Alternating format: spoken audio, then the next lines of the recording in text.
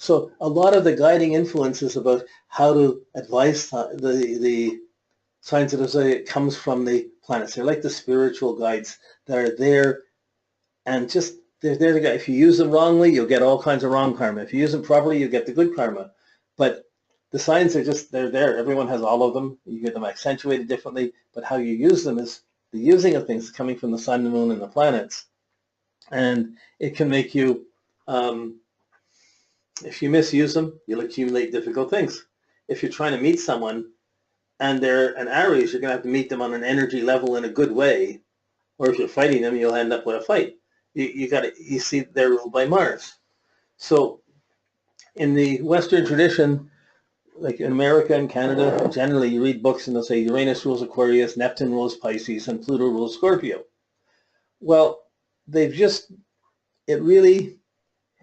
are extreme planets. You can't see them with your eyes. They definitely have an energy that's there, and a very specific, significant one. But if you allow those planets to be rulers, you distort and you magnify. It's interpreted in a more negative way. It makes those signs more negative than they otherwise would be. So put Uranus ruling Aquarius, it makes Aquarius more eccentric and radical. We'll take off. They don't like the teacher, leave school. Who cares? When they need to get the degree for the respect. We'll go around this a lot of times, so I'm not going to get started. But Neptune ruling Pisces is almost like implying all Pisces are drunks or gullible or codependent.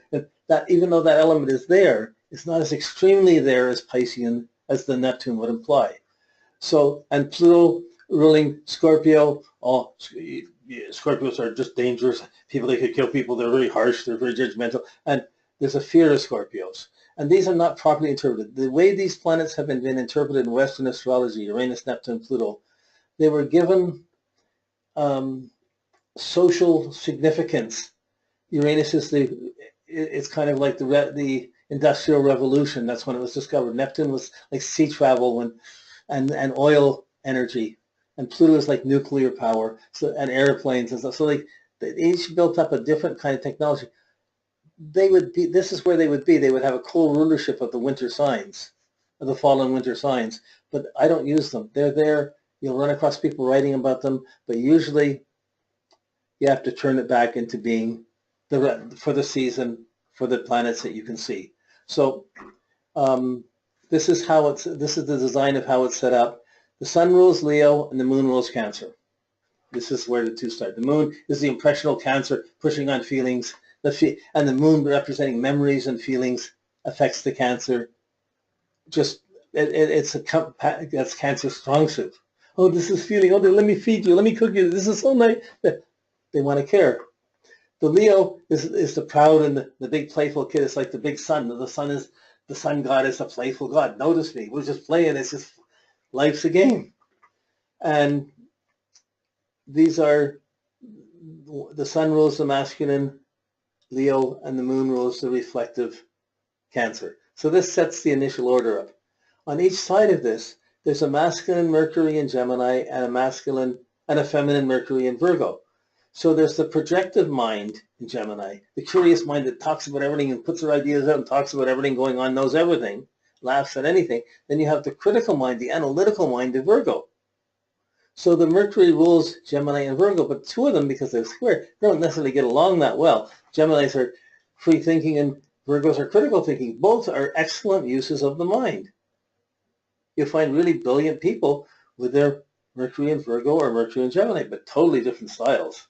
One will have just distinct systems, the other be random, free-flowing, Allen Ginsberg-like or beatnik poet-like way of thinking. When thinking goes bad, it becomes negative thoughts or worries, and negative thoughts and worries create actions follow thoughts. So if your thoughts aren't right, there's going to be problems. So Geminis and Virgos get tripped up in their mind. They get lost in their ideas in their mind. They have trouble finding their heart because they're thinking so much. Okay, then you have Venus.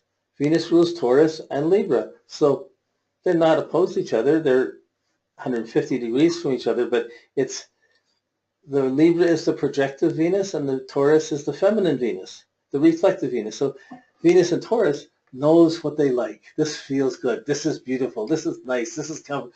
I like these things. So it's trying to collect what it wants in Taurus. So Taurus, The spiritual value of Taurus is all that glitters isn't gold. You can have beautiful things, but you can give them, you can share them, whatever. So a Taurus tends to accumulate.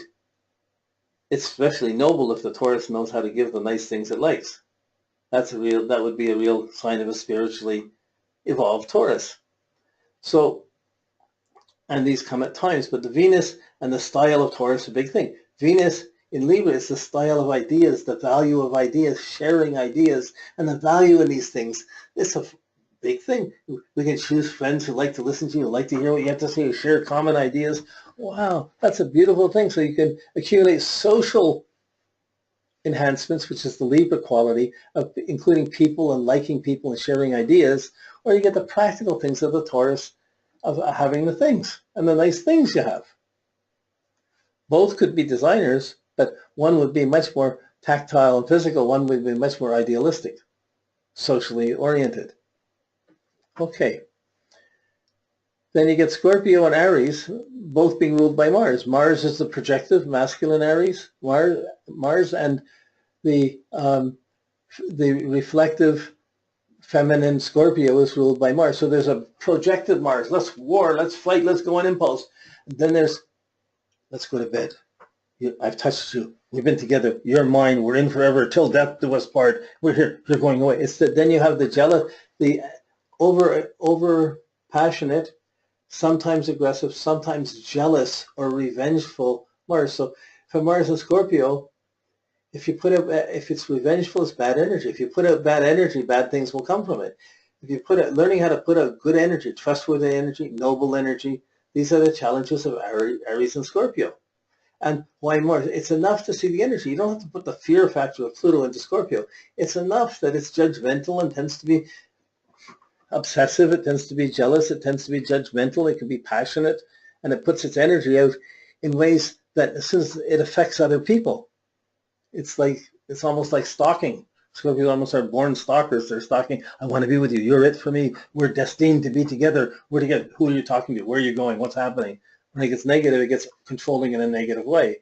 And Scorpios have to learn the lesson of negative anger and have to turn it into trustworthy actions.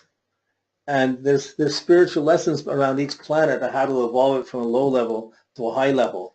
But each sign has a special relationship to those. And you would see more noble quality. If you're looking at a sun sign, you would expect to see the Martian impulsiveness and the force of Aries. You would expect to see the passionate assertion or energy put into passion in Scorpio and be very judgmental. So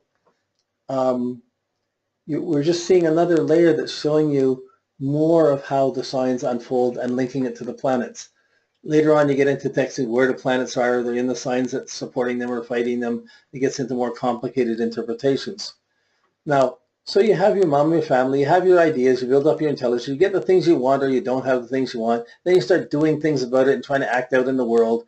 Then, according to what you act and what you put out, Mars, Jupiter comes in where you're having to understand, trying to understand planet. Jupiter is a planet of understanding, of philosophy, of principles of understanding, and of morality. So there's the reflective water, Pisces understanding, and there's the Sagittarius understanding, the masculine fire. So they're both social signs. The other personal planets all have not so social, but Jupiter is exclusively Sagittarius and Pisces. It's the philosophy and the principles of philosophy and understanding and higher mind and righteous understanding that's the Sag. What's right and what's wrong, or let's go for this, or the team camaraderie. In Pisces, it's the guilts, the sorrows, the compassion, and the morality of what's right and wrong. One's the principles of what's right and wrong. One's the morality of what's right and wrong. With Jupiter, it's based on what you've done or what you haven't done. You can feel guilty because you didn't do something. You can feel guilty because you did something. Or you feel great because you did something. You can feel or you can feel guilty because you did something they shouldn't have. So there's many ways. So these are multiple choices. Jupiter expands your understanding. So the Sag and Pisces are the principles of the moral, or the people who try to search for what's right, what's wrong, what's understanding in life. They're not always so much into doing it or collecting it. They're trying to understand. And that's their criteria. That understanding is often linked up to philosophies and religions and principles. When we get to the real cold part of winter, Capricorn and Aquarius, they're both ruled by Saturn. Saturn's the hard taskmaster of hard discipline, hard work. It's hard to work to have an easy time in Capricorn. Of course, you have to be busy to get by through this, to survive through the winter. That's simple as that. Capricorn rules the bones and and your skin, and Aquarian rules your teeth and your ankles. So there's still bone structures. These are the two inhibited they're the coldest signs, the most rational or detached signs. They're the least sympathetic or proud showing signs. They're more than necessity-oriented signs and ruled by Saturn. But each of these signs want respect. They're ambitious. They want to be accomplished. They expect respect. And they either live up to it or they don't. And this is part of the challenge in their life. So, okay, this is the rulership. We'll be going over this again and again. So this will come in like scales in music. But this just gives you the pattern so you go back and you can see where they are. Now, these are the signs they rule. In the opposite sign, when the planet's in the opposite sign that rules, this is called rulership. It's also called dignified. If a planet's in a sign it rules, it's dignified. That planet is dignified. Venus is dignified in Libra. The sun is dignified in Leo. Like it just brings out the energy of that planet in a dignified way, in the best way. When it's in the opposite sign to the sign it's in, so then it's called detriment. Is rulership or detriment, dignified or ill-dignified. So ill-dignified or detriment are the two terms for being in the opposite sign. So if Mars is in Libra, it's trying to be too nice. So it's hard to be forceful in a nice way. It makes Mars a little more indecisive and wishy-washy, not as strong. Mars in Taurus, it's the opposite of Scorpio. So it's busy getting all its own things, but nobody cares. Who cares? So it can be too aggressive materialistically without getting the response from others or the commitment to others. So these are the challenges. It doesn't mean you can't express a good quality from these things. It's just it's different than if Mars is in Taurus and Mars is in Aries. The Mars in Aries gets away with things way more than the Mars in Taurus gets ground down trying, I got to get this, I got to have that. They get a little bit more stubborn. So these are the detriments. Mars doesn't express itself well in Libra and Taurus. Venus, okay, let's go. Venus in Aries and Scorpio, that's Mars area. So when it's in the Mars sign, it's what you want, you push for. You want something, you push for it. So in Aries, you push too fast. In Scorpio, you push too intensely. So you care too much. You want something too much. You're obsessively having to get someone. That's the negative Venus and Scorpio. It's too lustful. And in Aries, it's too flirty.